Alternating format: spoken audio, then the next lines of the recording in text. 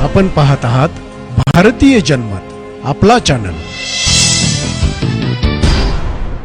नमस्कार, मी मानसी धामणसकर। आपण पाहत आहात भारतीय जनमत न्यूज। पाहूयात आजच्या ठळक घडामोडी।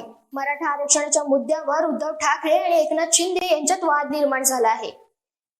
यावर मुख्यमंत्री एकनाथ शिंदे यांनी प्रतिक्रिया दिली आहे। जाणून घेऊयात नेमकं ते काय म्हणाले आहेत।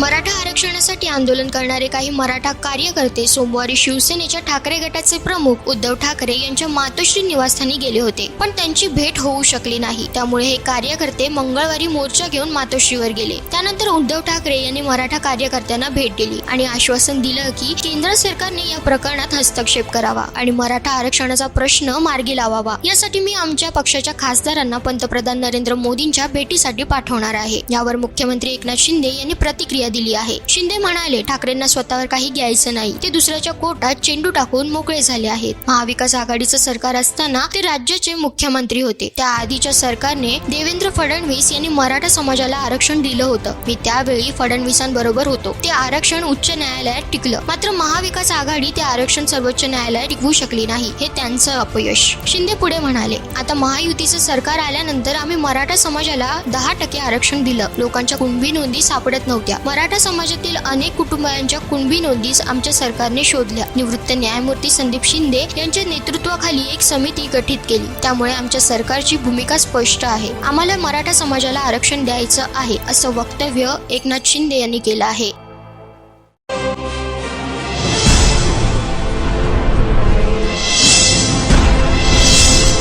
आपण पाहत आहात भारतीय जनमत,